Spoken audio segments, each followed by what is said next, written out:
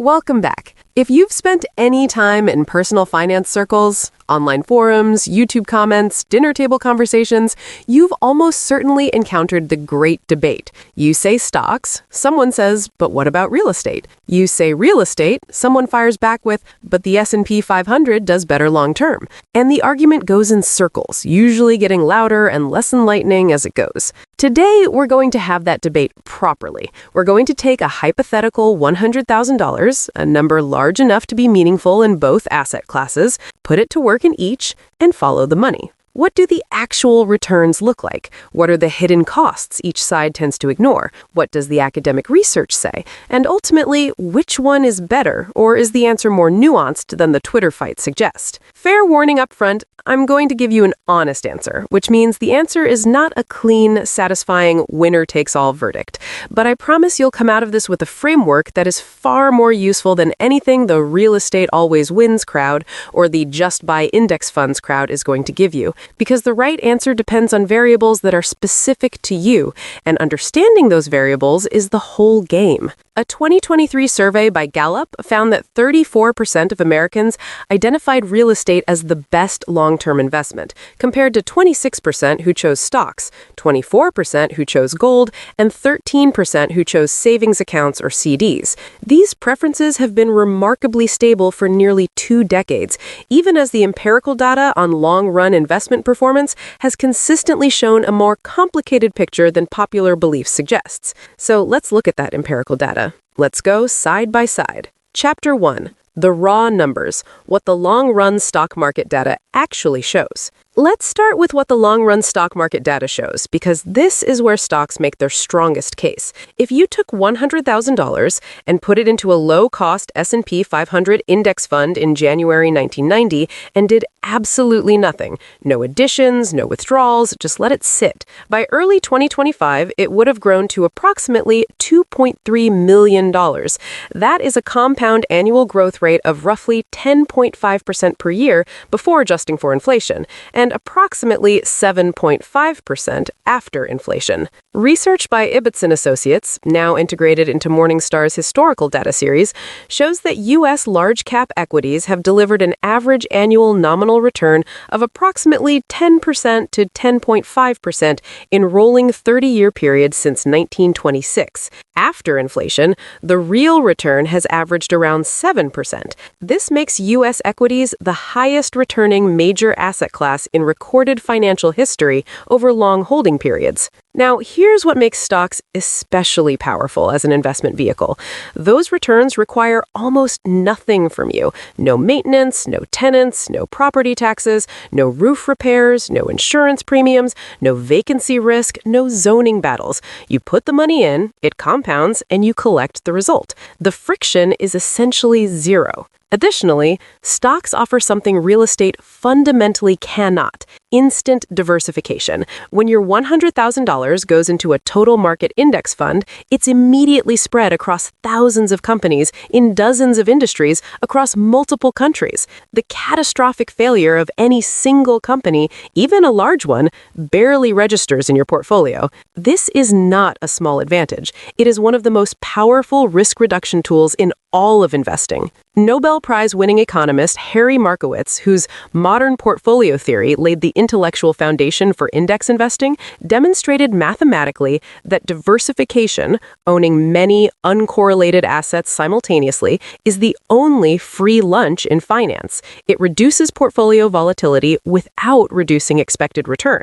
A single stock has dramatically higher risk than the same amount invested across a diversified index, and that extra risk is not compensated with extra return on average. For the stock argument, here is perhaps the most compelling single number. According to the S&P Dow Jones SPIVA data, over 90% of actively managed funds fail to beat a simple passive index fund over any 15-year rolling period. The market's return, captured efficiently via index funds, is extraordinarily difficult for anyone, professional or amateur, to consistently beat. That's a track record that demands respect. Now, let's be fair to real estate because the common critique that real estate returns are lower than stocks misses something crucial that completely changes the math. When you invest $100,000 in an S&P 500 index fund, you have $100,000 working for you. That's it.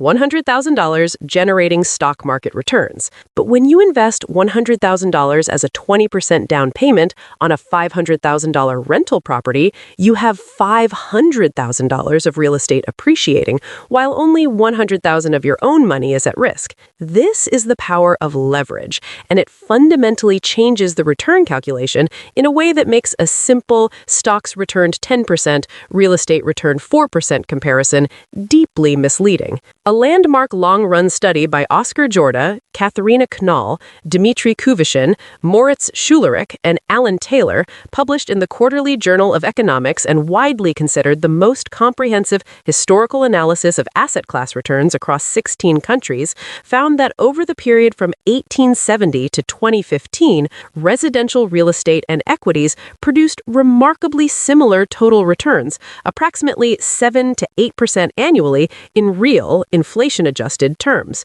Crucially, this study accounted for rental income, which is the real estate equivalent of dividends, in the real estate calculation. That study is significant for two reasons. First, it shows that the raw return of real estate is not as far behind stocks as most people assume, especially when rental income is properly counted. Second, and this is the key, those real estate returns were achieved with leverage, which means the return on actual equity invested is dramatically higher than the headline number. Let's do the math on this. Imagine you buy a $500,000 property with a 20% down payment. The property appreciates 4% per year, significantly below the stock market's 10%, and generates $24,000 per year in gross rental income. After expenses, let's say your net rental income is $10,000 annually. After 5 years, your property is worth $608,000.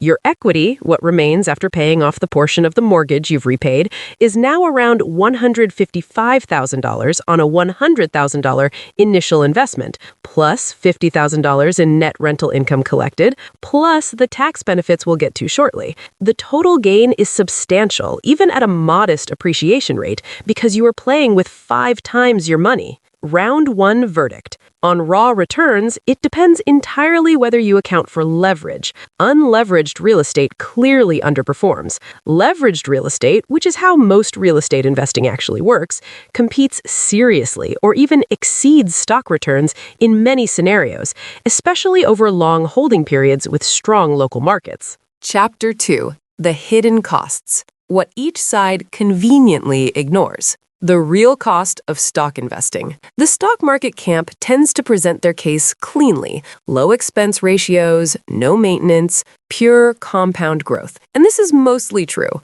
But there are hidden costs in stock investing too, and failing to acknowledge them is intellectually dishonest. The most significant is behavioral cost, and we've covered this in depth in previous episodes of this series. The average retail investor consistently underperforms the index fund they invest in because they make emotional decisions, selling during downturns, chasing hot sectors, moving to cash at the wrong moment. Research by Morningstar's Mind the Gap study has consistently found this behavioral underperformance averages 1.5 to 1.7 percentage points per year. There's also tax treatment. In a standard taxable brokerage account, capital gains are taxed when you sell. Short-term gains at ordinary income rates, long-term gains at 0%, 15%, or 20%, depending on your income bracket. For high earners, this tax drag is real and meaningful, and dividend income is taxed annually, even if you reinvest it. A tax-advantaged account, like a 401k or Roth IRA, mitigates this significantly, but not everyone has all their investment dollars in those accounts. Research published in the Journal of Financial Economics by Daman, Spat, and Zhang found that Optimal tax-aware asset management in a taxable account can improve after-tax returns by zero point 0.5 to 1.5 percentage points annually compared to tax-naive strategies. This implies that investors who ignore tax efficiency in their stock portfolios are leaving meaningful returns on the table, even with low-cost index funds. Finally, there's the psychological cost of volatility. Stock markets can and do fall 20%, 30%, 40%, or more during downturns. The S&P 500 fell 57% from peak to trough during the 2008-2009 financial crisis. Intellectually, most investors understand that markets recover. Emotionally, watching your $100,000 become $43,000 is a different experience, and many investors sell at exactly the wrong moment, converting a paper loss into a permanent one. This is not a trivial risk. For many people, the volatility of stocks is genuinely incompatible with their psychological temperament, and that incompatibility has real financial consequences. The real cost of real estate. Real estate investors tend to be just as selective about what they include in their return calculations. Let's be thorough about what real estate actually costs, because the real numbers are often significantly different from the "I bought a property and it doubled in value" narrative. 1. Transaction costs. Buying and selling real estate is extraordinarily expensive compared to stocks. A typical residential transaction costs 5 to 8% of the property value in combined buyer and seller costs. Agent commissions, closing costs, title insurance, transfer taxes, loan origination fees. On a $500,000 property, you might spend $25,000 to $40,000 just walking in and out. These costs don't show up in the appreciation story, but they devour early returns dramatically. 2. Ongoing operating costs. Property taxes, landlord insurance, maintenance, property management, typically 8 to 12% of gross rent if outsourced, HOA fees if applicable, vacancy periods and capital expenditures, roof replacement, HVAC systems, appliances, structural repairs. A commonly cited rule of thumb is to budget 1% of property value annually for maintenance alone. That's $5,000 per year on a $500,000 property. 3. Financing costs. Mortgage interest is a real cost that dramatically reduces the net return, especially in the early years of a loan when the vast majority of each payment is interest rather than principal. At today's rates, which have risen significantly from the historic lows of 2020, 2021, mortgage interest cost can wipe out the entire rental income stream for several years on a highly leveraged property. 4. Time cost. Unlike stocks, real estate is not passive. Even with a property manager, owning rental property requires meaningful time, dealing with tenant issues, maintenance decisions, tax paperwork, insurance renewals, lease negotiations. Research consistently estimates that active rental property management takes 5 to 10 hours per month per property. That time has an opportunity cost. Research published in the Journal of Real Estate Finance and Economics in 2022 found that when all direct costs, transaction costs, financing, maintenance, property management, vacancy, and insurance were properly accounted for in residential rental property, net returns before appreciation were negative in many U.S. markets. The positive returns that landlords experience in strong markets come overwhelmingly from appreciation, not from operating income. This means residential real estate investing is, in practice, a levered appreciation bet, and appreciation is just as unpredictable at the local level as stock prices are at the individual company level. Round 2 verdict. Both asset classes have significant hidden costs that their proponents tend to understate. Real estate carries far higher transaction friction, time burden, and operational complexity. Stocks carry behavioral costs and tax drag that passive investors often underestimate. On a true apples-to-apples, all costs included basis, the gap between the two narrows considerably. Chapter 3. The tax argument, where real estate has a real edge. Here's where real estate makes one of its most genuinely compelling arguments, and where stock investors often don't have a strong counter. The U.S. tax code is, for historical and political reasons, extraordinarily generous to real estate. If you understand these tax advantages and use them deliberately, they can meaningfully improve the after-tax return on real estate investment. Depreciation, the tax benefit nobody talks about enough. When you own a rental property, the IRS allows you to deduct the cost of the building, not the land, but the structure, as a depreciation expense over 27.5 years for residential properties. This means that on a $400,000 building, excluding land value, you can deduct approximately $14,545 per year from your taxable income, even if the property is actually appreciating in value. This is a paper deduction on a real asset that is going up in value. That combination is extraordinarily unusual in the tax code, and it creates a situation where many landlords show a tax loss on a property that is generating positive cash flow, effectively sheltering other income from taxes. Research by tax economists published through the National Bureau of Economic Research found that real estate tax benefits, depreciation, mortgage interest deduction, and the 1031 exchange provision collectively represent one of the largest federal tax expenditures in the U.S. budget, estimated at over $100 billion annually.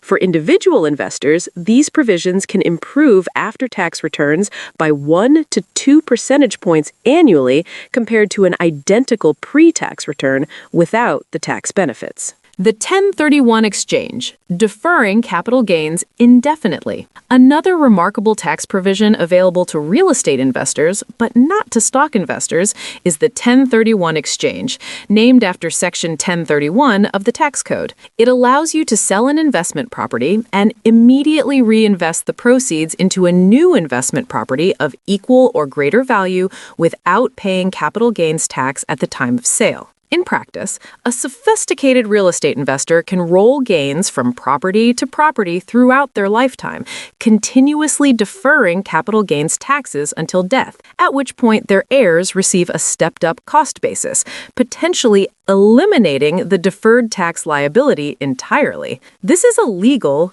explicitly government-sanctioned mechanism for building generational wealth that has no equivalent in equity investing outside of Roth accounts. The home sale exclusion. For primary residence owners, not just landlords, the tax code offers another substantial benefit: the ability to exclude up to $250,000 of capital gains, $500,000 for married couples filing jointly, from taxation when selling a home you've lived in for at least 2 of the past 5 years. This is an enormous tax-free gain that applies to many American families with every home sale they make throughout their lives. The Tax Policy Center estimates that the home sale exclusion costs the federal government approximately $40 billion annually in foregone revenue, making it one of the largest individual tax expenditures in the code. For a middle-class family that owns a home in an appreciating market, this provision can represent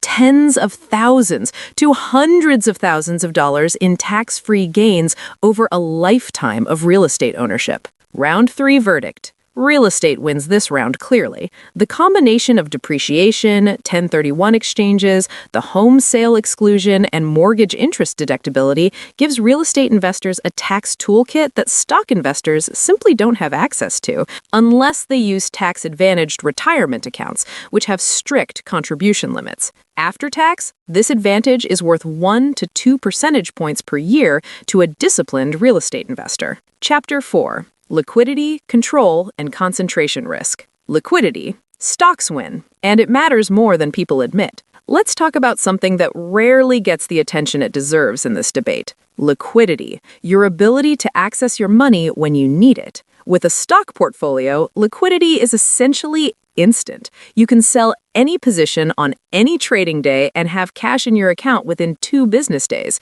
If you lose your job, face a medical emergency, have a family crisis, or simply decide you want to redirect your capital somewhere else, you can. The entire portfolio is accessible within days. Real estate is the opposite of liquid. Selling a property typically takes 30 to 90 days under normal market conditions, and that's if the market is cooperative. In a distress sale scenario where you need cash urgently, you're waiting months or accepting a significant price discount to attract a fast buyer. The transaction costs we discussed earlier, up to 8% of the property value, make real estate a terrible emergency fund. You cannot partially sell a property. Research on household financial resilience from the Federal Reserve's 2022 Survey of Consumer Finances found that households with high proportions of illiquid assets, primarily home equity and real estate, experienced significantly worse financial outcomes during income disruptions, such as job loss. Specifically, highly illiquid households were 2.3 times more likely to fall behind on bills and 3.1 times more likely to take on high-interest debt during financial emergencies than comparably wealthy households with better liquidity. This risk is not theoretical. Life events, job loss, divorce, health crises, economic downturns happen to everyone eventually. The investor who has their entire net worth in an illiquid rental property is in a fundamentally different and more vulnerable position than one with a diversified, liquid stock portfolio. For younger investors especially, who haven't yet built the income stability and emergency reserves that reduce this vulnerability, illiquidity is a serious risk that needs to be priced into the comparison. Concentration risk, the dark side of real estate returns. There's another risk that real estate investors tend to dramatically underweight: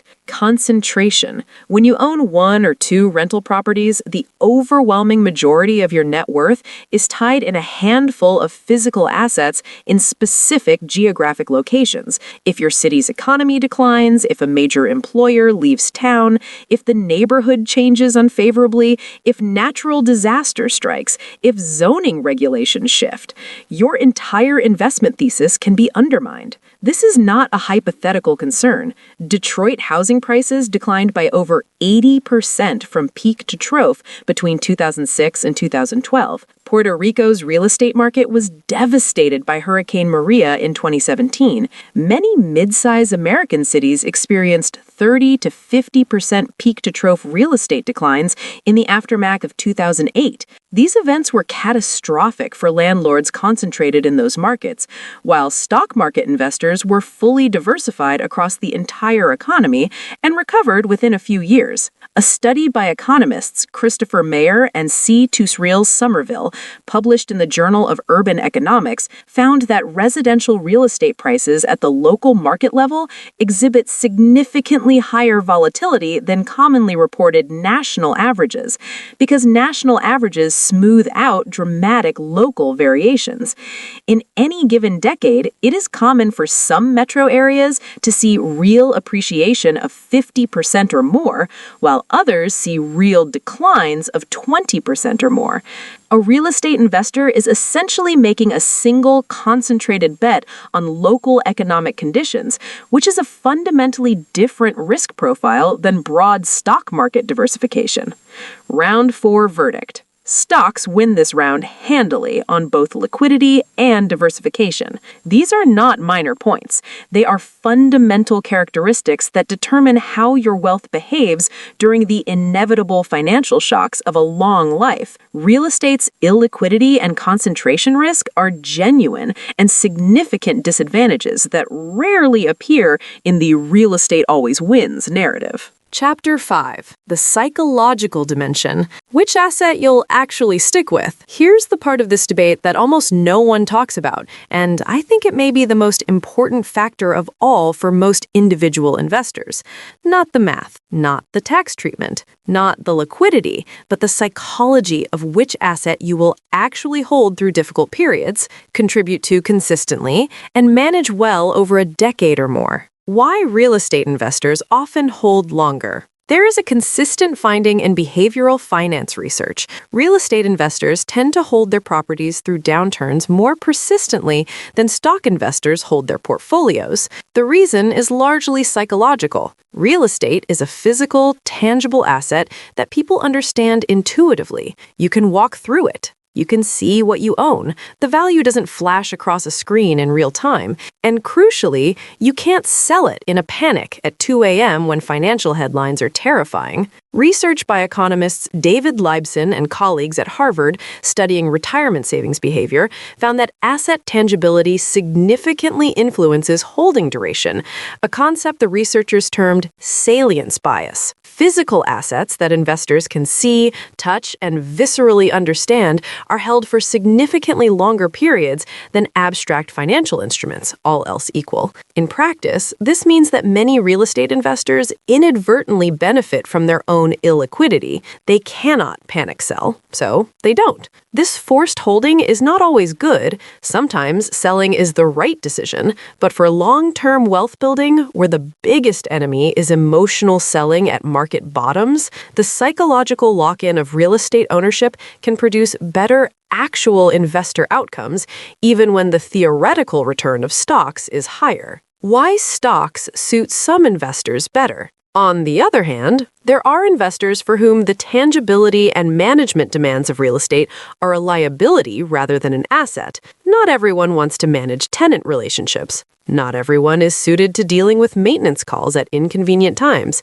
Not everyone has the local knowledge, the time, or the temperament to be a good landlord. For these investors, and there are a lot of them, forcing themselves into real estate investing because they've heard it's the best investment often produces worse outcomes than simply buying index funds and holding them. Investing in an asset class you don't understand, don't enjoy, and aren't temperamentally suited for is a recipe for poor decisions at critical moments. A 2020 survey by the Urban Land Institute and PwC found that approximately 42% of first-time real estate investors reported significant stress and regret about their investment within the first 2 years of ownership, primarily related to unexpected maintenance costs, problematic tenants, and the time demands of property management. Of these, roughly a third sold their property within 5 years, often at a loss when transaction costs were included. Precisely the wrong outcome for a long-term asset class